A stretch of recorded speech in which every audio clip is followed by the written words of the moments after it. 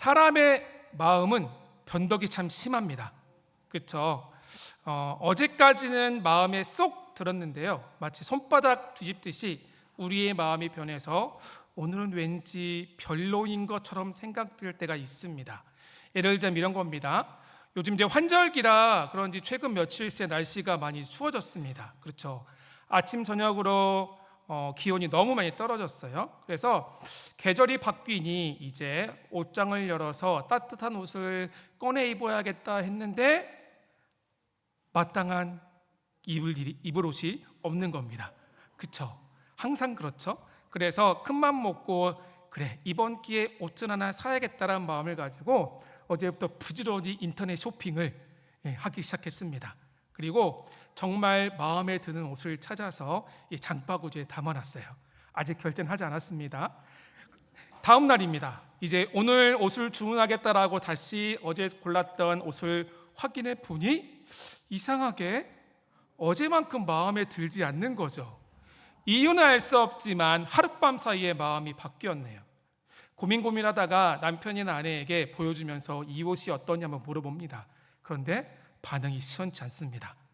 그러면 우리의 마음에 이 옷은 별로라는 생각이 확정되고 또 확정되게 됩니다. 그래서 오늘부터는 또 다른 옷을 부지런히 또 찾게 됩니다. 이러한 변덕은 마침내 변심을 부릅니다. 우리는 이런 변덕과 변심을 당연한 것으로 받아들입니다. 지금 내 마음의 상태에 따라서 사람과의 어떤 관계를 끊고 또 약속을 뒤집고 믿음을 저버리는 일이 덜어 있습니다. 변덕과 변심은 더 이상 우리에게 부끄러운 것이 아니라 오히려 솔직함이나 자기 표현의 한 방식이라고 미화하기도 합니다. 그래서 이러한 시대를 우리 철학자 지그문트는요, 액체 현대 사회라고 표현했습니다. 모든 것이 어떤 고정되거나 확정되지 않고 세상이 계속해서 바뀌고 변한다는 겁니다. 직장도 그렇고 사람과의 관계도 그렇고 내가 가지고 있던 생각이나 신념도 어떤 가치나 기준이 끊임없이 변화하는 시대가 바로 우리가 지금 살고 있는 액체 현대 사회라는 거죠. 그래서 옛날처럼 뚝심 있고 일관성이 있는 어떤 생각이나 삶의 태도보다는 급변하는 환경이나 상황 속에서 신속하게 대처할 수 있는 이런 변화할 수 있는 유연성이 진짜 실력이라고 이야기를 합니다. 그래서 변덕이나 이러한 변심은 오히려 지혜롭고 현명한 판단이라고까지 이야기한다는 겁니다. 과연 그렇다면 우리의 마음은 어떻습니까? 여러분 오늘 하루 어떠셨습니까?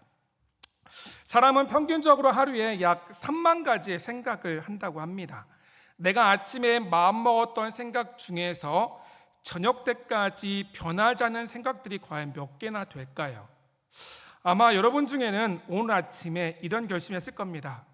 오늘은 수요일이니 저녁에 수요예배에 참석해야겠다라고 마음먹고 오신 분들이 계실 수 있습니다. 그런데 감사하게도 하루 종일 그 마음이 변치 않고 이 자리에 나오신 여러분은 정말 대단한 분들입니다. 믿으십니까? 아닌가요? 옆에 계신 분께서 인사하도록 하겠습니다. 잘 나오셨습니다. 한 번 더 인사하겠습니다. 뚝심이 있으시네요. 우리가 사실 이렇게 우리의 마음이 변하지 않아서 이 자리에 나와 있긴 하지만 아마 이 자리에 나온 분들 중에는 날씨도 추운데 수요예배 갈까 말까 수없이 고민하다가 이 자리에 나온 분도 분명히 계실 겁니다. 오늘 마가복음 4장은 우리에게 이제 씨 뿌리는 자 비유라고 잘 알려져 있습니다. 사실 오늘 본문의 말씀을 중심으로 변덕과 변심이 가득한 우리의 마음을 어떻게 쉽게 흔들리지 않고 변치 않는 신실한 마음으로 유지하고 우리가 그런 마음을 가지고 하나님 앞에 나아갈 수 있는지를 함께 나눠보려고 합니다. 예수님은 공생의 사역을 시작하면서 마가복음 1장 15절 이렇게 말씀하셨습니다. 우리 함께 읽어볼까요? 함께 읽겠습니다. 때가 찼고 하나님이 가까웠으니 회개하고 복음을 믿으라. 아멘. 이렇게 이 말씀으로 때가 찼고 하나님의 나라가 가까이 왔으니 회개하고 복음을 믿으라는 이 메시지와 함께 공생의 사역을 시작하셨습니다. 그리고 마가는 이제 3장까지 기록된 말씀을 통해서 이 예수님이 어떠한 분이신지 우리에게 자세히 소개하고 있고요. 4장부터는 예수님께서 우리에게 무엇을 말씀하시고 또 무엇을 가르치셨는가에 대해서 기록하고 있습니다.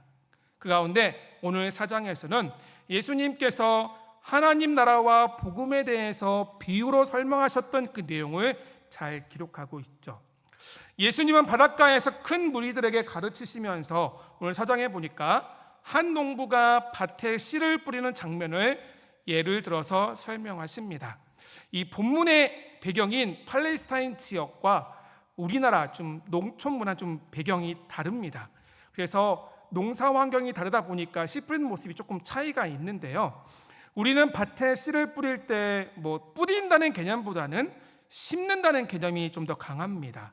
그렇잖아요.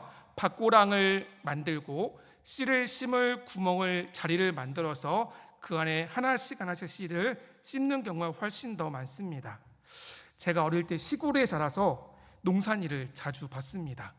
그런데 보면은 밭에 비료 뿌리는 걸 보니까요, 이런 모래알갱이처럼 생긴 화학 비료를 이만한 통에 담아서 허리에 차고 이것을 밭고랑을 다니면서 흩뿌리고 다니더라고요. 걸어 다니면서 이 비료를 흩뿌릴 때 비료가 밭 구석구석마다 잘 뿌려지거든요. 물론 가끔은 그 비료가 밭 밖으로 나가는 경우도 있습니다. 바로 팔레스타인 지역에 씨 뿌리는 모습이 이와 상당히 비슷합니다. 오늘 본문을 통해서 예수님은 변함이 없는 하나님의 말씀과 우리의 마음 상태에 대해서 우리에게 가르쳐 주시고 있습니다. 이사야는 이렇게 고백하거든요. 풀은 마르고 꽃은 시들지만 우리 하나님의 말씀은 영원히 서리라고 말씀했습니다. 이 고백처럼 하나님의 말씀은 어제나 오늘이나 영원히 변함이 없습니다. 하나님의 말씀은 살았고 능력이 있고 그 말씀 안에는 영원한 생명이 있습니다. 하나님은 그 말씀으로 우리의 삶을 지금도 선한 길로 인도하시고 우리의 심령 가운데 살아 역사하시는 줄을 믿으시기를 바랍니다. 하지만 반면에 우리의 마음은 이와 다릅니다. 서두에 언급했던 것처럼 우리의 마음은 상황이나 환경, 감정이나 상태에 따라서 변덕과 변심이 심합니다. 예수님은 우리의 마음 상태에 따라서 말씀이 어떻게 우리의 삶 가운데 맺어지는지를 오늘 본문의 말씀을 통해서 보여주고 계십니다. 본문에서 예수님께서 언급하신 4가지 밭은 사실 각자 하나하나 다른 밭이 아니라 이 4가지 밭이 지금 우리 안에 다 있다는 거죠.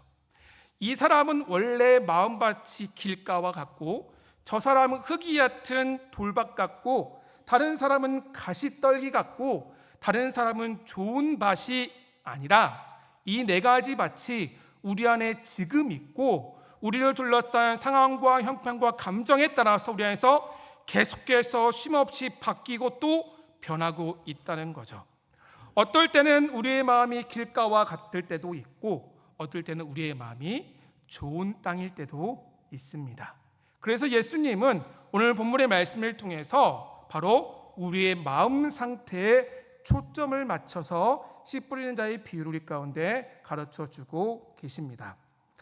예수님께서 비유로 말씀하시자 10절 이후에 보게 되면요, 제자들이 예수님께 나와서 비유에 대해서 질문합니다. 그러자 예수님은 친절하게도 이제 이 비유가 어떠한 내용인지를 하나하나 설명하시는데요, 바로 이것이죠. 씨는 곧 하나님의 말씀이고 밭은 사람의 마음이라고 명확하게 우리에게 말씀하십니다. 그리고 이 4가지 밭이 어떻게 다른지를 자세히 설명하고 있습니다. 이 4가지 밭을 짧게 살펴보겠습니다. 첫 번째는 우리가 잘 아는 뭡니까? 길가죠. 길가는 사람들이 자주 다녀서 밟고 밟혀서 딱딱하게 굳어버렸 그 땅을 말합니다. 이 길가밭은 사실 선입견이나 경험, 내 생각이나 가치 판단 등으로 내 마음에 먼저 자리 잡은 생각들 때문에 내 마음이 이미 굳어져 버린 상태를 말합니다. 여기에 떨어진 씨는 뿌리를 내릴 틈도 없고 결국 새들이 와서 그것을 빼앗아 가고 맙니다. 예수님은 이것을 15절에서 이렇게 말씀하셨습니다. 15절 말씀 같이 한번 읽겠습니다. 곧 말씀을 들을 때 사탄이 와서 즉시 와서 그들에게 뿌려진 말씀을 빼앗는 것이요. 아멘. 말씀을 듣기는 들었지만 그 말씀이 우리 마음 가운데 깊이 뿌리 내리지 못한 상태죠. 귀는 열려 있지만 마음이 딱딱하게 굳어버렸거나 이미 닫혀있는 상태를 바로 길가라고 설명하셨습니다. 두 번째는 뭡니까? 흙이 얕은 돌밭입니다. 이 밭은 얕은 흙 밑에 돌이 깔려 있어서 뿌리가 내리지 못한다라고 말씀하고 있어요. 16절, 17절 이렇게 말씀하고 있습니다. 함께 읽어보겠습니다. 곧 말씀을 들을 때 즉시 기쁨으로 받으나 그 속에 뿌리가 없어 잠깐 견디다가 말씀으로 인하여 환난이나 박해가 일어난 때에는 곧 넘어지는 자요. 아멘. 늦게 나왔나요? 얼핏 보기에는 싹이 나니까 괜찮아 보이지만 돌 때문에 뿌리가 깊이 내리지 못합니다. 말씀을 듣긴 듣지만 또 즉각적으로 반응하여서 마음 가운데 잠깐 기쁨이 있긴 하지만 힘든 일이나 어려운 일이 생기면 금세 사라지고 만다는 거죠. 세 번째는 가시떨기입니다. 이 땅은 가시떨기가 이미 무성하게 자라 있는 땅입니다. 아무래도 가시떨기가 무성하게 자라 있는 걸 보니 아마 이 땅은 충분히 싹을 틔우고 남을 만한 좋은 땅인 것 같습니다. 그렇지 않습니까? 이미 가시나무가 자라고 있다는 거죠. 하지만 가시나무가 함께 무성히 자라고 있어서 결국에는 가시떨기에 막혀서 결실을 맺지 못한다라고 19절에서 이렇게 말씀합니다. 19절입니다. 말씀을 듣기는 하되 세상의 염려와 재물의 유혹과 기타 욕심이 들어와 말씀을 막아 결실하지 못하게 되는 자요. 아멘. 이게 무슨 의미입니까? 말씀과 세속적인 인간적인 욕심이 다 공존한다는 거죠. 하나님과 세상을 겸하여 두 주인을 섬기다 보니 그 말씀이 내 안에 뿌려져 있긴 하지만 온전한 믿음으로 우리가 그 말씀을 붙잡거나 그 말씀의 열매를 맺지 못한다는 겁니다. 이것이 바로 가시떨기예요. 마지막으로 좋은 땅인데요. 뿌려진 씨는 무성히 자라서 30배, 60배, 100배의 결실을 맺는 바로 선하고 유익한 마음 상태, 마음밭을 말합니다. 요 씨 뿌리는 비유의 병행 구절인 마태복음 13장에서 예수님은 이 상태를 뭐라고 말씀하고 있냐면 말씀을 듣고 깨닫는 자, 다시 말해서 하나님의 말씀에 대한 온전한 이해와 순종이 있어서 삶에서 풍성한 열매를 맺는 사람이라고 우리에게 말씀하고 계십니다. 예수님이 이렇게 네 가지 밭 비유를 통해서 상황과 환경에 따라 변덕과 변심으로 우리의 마음밭이 길가와 흙이 얕은 돌밭과 가시떨기와 좋은 땅으로 바뀌고 변하기 때문에 어떻게 합니까? 우리의 마음밭을 어떤 땅으로? 좋은 땅으로 유지하라고 우리에게 당부하고 계십니다. 하나님의 말씀은 언제나 어디에서나 변함이 없지만 우리의 마음밭은 상태에 따라서 그 마음의 말씀의 열매가 달라질 수 있기 때문입니다. 사랑하는 믿음의 동역자 여러분, 바라건대 하나님의 말씀이 우리의 삶 가운데서 30배, 60배, 100배의 풍성한 열매 맺을 수 있기를 주의 이름으로 축원합니다. 그렇다면 문제는 이거겠죠. 어떻게 우리가 이 좋은 밭으로 마음을 유지할 수 있는가? 그 마음밭을 가꾼다는 뜻의 심전경작이라는 그 사자성어가 있는데요. 이게 어떠냐면 정성과 성실을 다해 밭을 일궈야 좋은 결실을 맺을 수 있듯이 마음밭을 잘 가꿀 때 우리의 삶에도 좋은 삶을 맺을 수 있다는 뜻입니다. 거의 좋은 밭이죠, 그렇죠? 우리는 그렇다면 과연 어떻게 우리의 마음밭을 잘 갖춰서 가꾸어 하나님의 말씀의 풍성한 열매를 맺을 수 있겠습니까? 방법은 바로 이겁니다. 같이 한번 읽어볼까요? 마음을 지키라. 마음을 지키는 거죠. 하나님은 자문을 우리에게 이렇게 말씀하십니다. 모든 지킬 만한 것 중에 더욱 내 마음을 지키라. 생명의 근원이 이에서 남이니라. 아멘. 여기서 말씀하고 있는 마음은요, 우리 인간의 어떤 이성이나 감정, 의지를 포괄하는 전 인격의 중심을 뜻합니다. 그래서 칼빈은 기독교 강요회에서 이 마음을 뭐라고 했냐면요, 인간의 보좌라고까지 설명했습니다.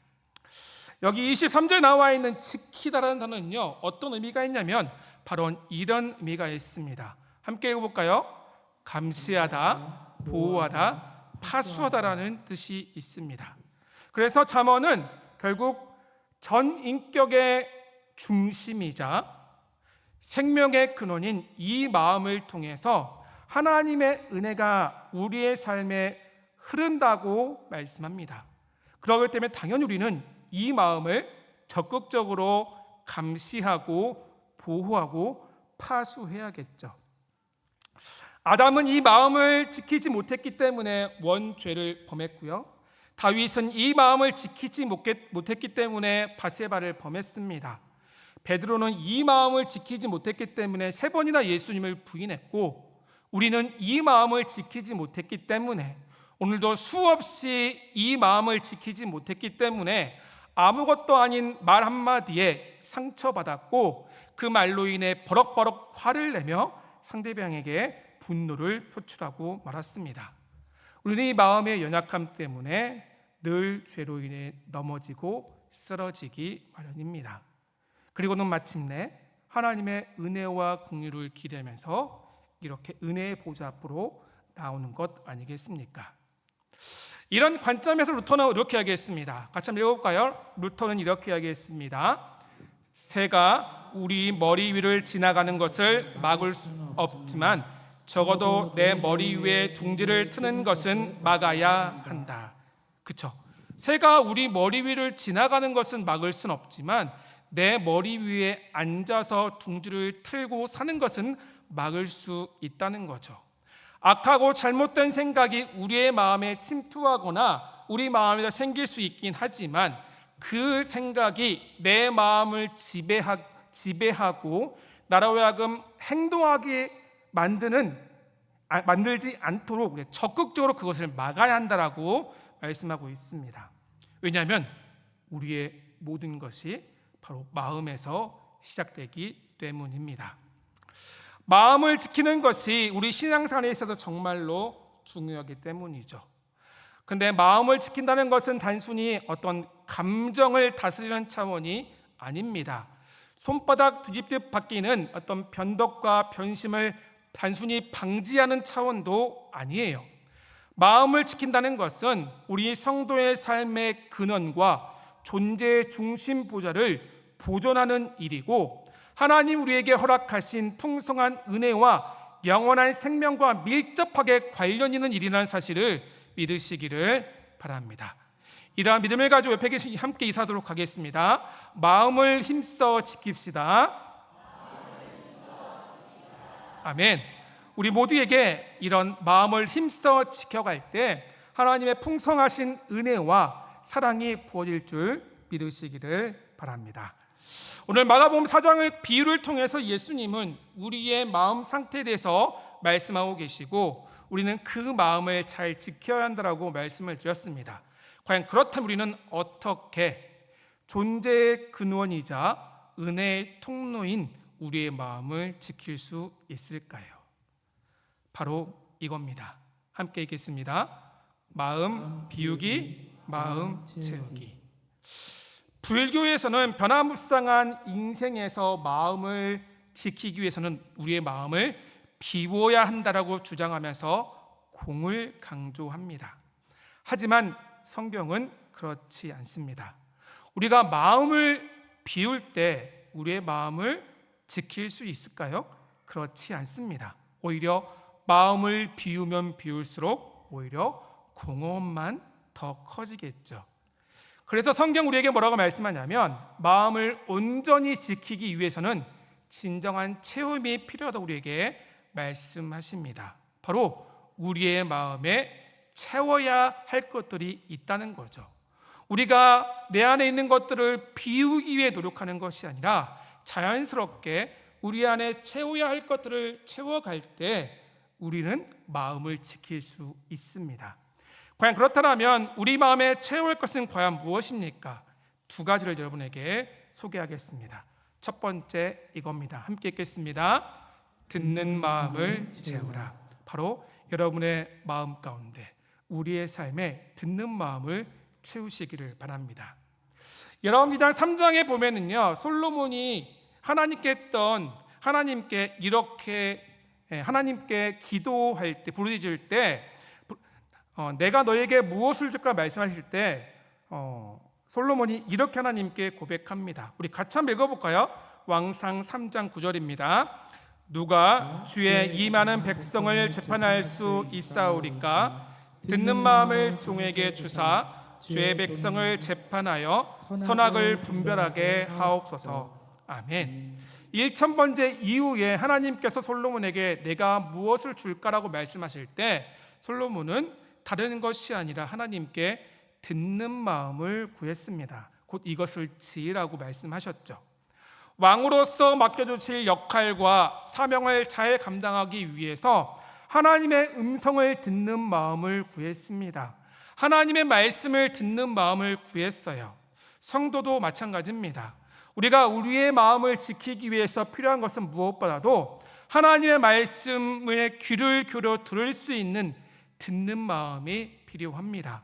세상의 소리가 아니라 하나님의 말씀에 귀를 기울이는 마음이 필요합니다. 그러므로 믿음의 동역자 여러분, 하나님의 음성과 주의 말씀을 들을 수 있는 이 듣는 마음을 간절히 구하시고 이 듣는 마음을 우리의 삶에 차곡차곡 채워갈 수 있기를 진심으로 소망합니다. 두 번째로 우리의 삶에 채워야 할 것은 바로 이것입니다. 함께 읽겠습니다. 새 마음으로 채우라. 바로 새 마음으로 여러분을 채우십시오. 에스겔 36장은 우리에게 이렇게 말씀합니다. 같이 한번 읽어볼게요. 좀 깁니다. 함께 읽어보겠습니다. 또 새 영을 너희 속에 두고 새 마음을 너희에게 주되 너희 육신에서 굳은 마음을 제거하고 부드러운 마음을 줄 것이며 또 내 영을 너희 속에 두어 너희로 내 율례를 행하게 하리니 너희가 내 규례를 지켜 행할지니라. 아멘.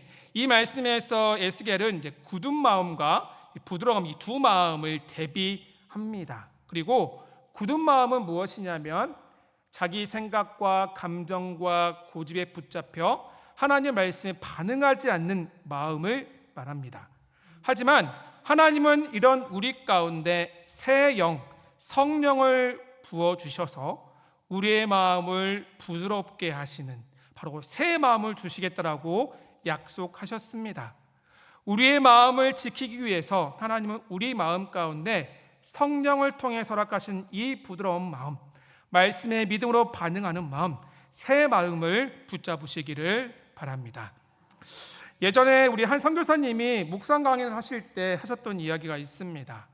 우리의 마음은 죄악된 마음은 오물이 가득한 오물통과 같다라고 말씀을 하시더라고요. 그런데 그 오물통에 오물이 가득한 우리의 마음을 깨끗하게 할 수 있는 방법은 무엇이냐면 생수와 같은 하나님의 말씀을 계속해서 채울 때 가능하다고 하셨습니다.